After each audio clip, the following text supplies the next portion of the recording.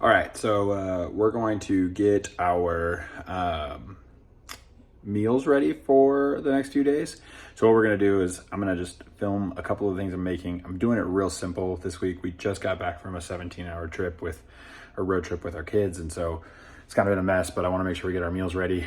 So I'll just do a quick video kind of explaining what we're doing. Starters, I always kind of stick to brown rice. I know there's science behind like how other rices are better, but I like long grain brown rice. So after the rice, I'll warm up some sweet potatoes.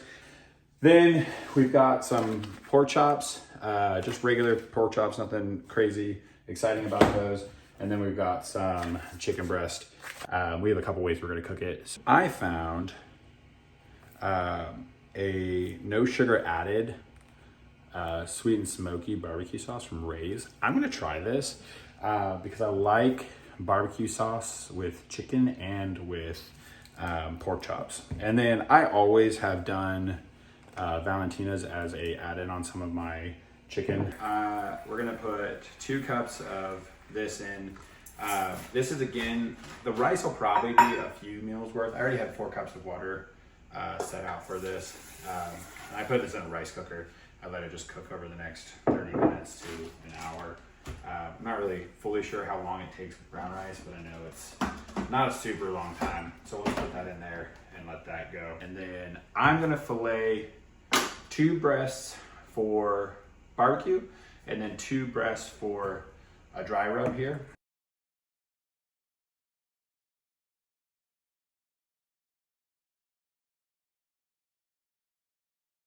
This is gonna go straight on the grill here in a minute. Again, I do Valentina's. My wife, Holly, and I have loved this for years. We always put quite a bit in there. And then we let it soak in it and cook. So I just mix it in the bag. Good to go. Okay. So then, put it on the tray. The second one will be a dry rub. So we'll fillet another set of chicken breasts.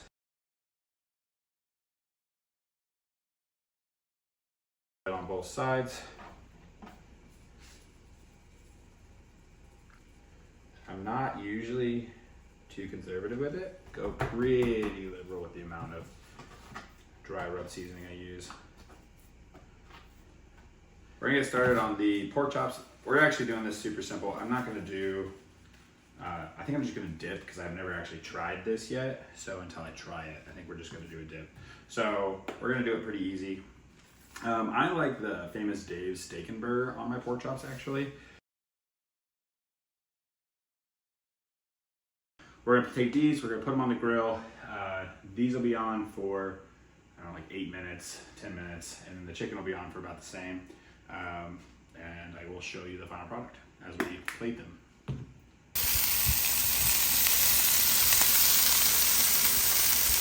Okay, so we got the pork chops and chicken cooking. Got the rice going. We'll report back once it's done. Woo. Okay, so finished up a pair of these. So we've got the pork chop with a cup of rice and an ounce of almonds. We've got the chicken, a cup of rice and an ounce of almonds. So I may change the pork chops to not have as much almonds in the future because it's got pretty high fat content. I'm not worried about the fat, but more just worried about the ratios to be kind of similar. So that being said, for the chicken, which is the glazed chicken, we've got 64 grams of protein for the whole meal, 25 grams of fat, and roughly 45 grams of carbs. And on this, we've got about 56 grams of protein, 36 grams of fat, and 45 grams of carbs. So we'll work on the ratios, make sure my macros fit. But each of my meals, it's pretty close to this. So I'm gonna have 3 to 4 meals like this, one of which will be a shake just because I like protein shakes after I work out. So, and I'll show that here.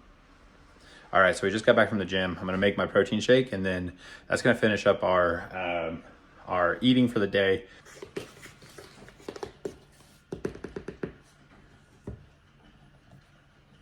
So I do about 1.5 scoops Oh, that's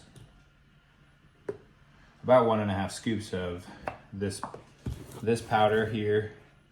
I like the Fruity Pebbles blend. It's like my sneaky little sweet treat. And then to get a little extra protein in, I do the PB2 inside of it. This is not my go-to with this. This is the only powder I have right now. So it's not gonna taste as good, but it does actually taste pretty good with it. So I do 2 tablespoons of this in there. I like this because it's lower fat, or a good amount of protein in it though. And that's pretty much it. So if I get like a real good craving for something, I'll add in like a sugar-free pudding pouch and make it taste a little better. But this protein powder is pretty good.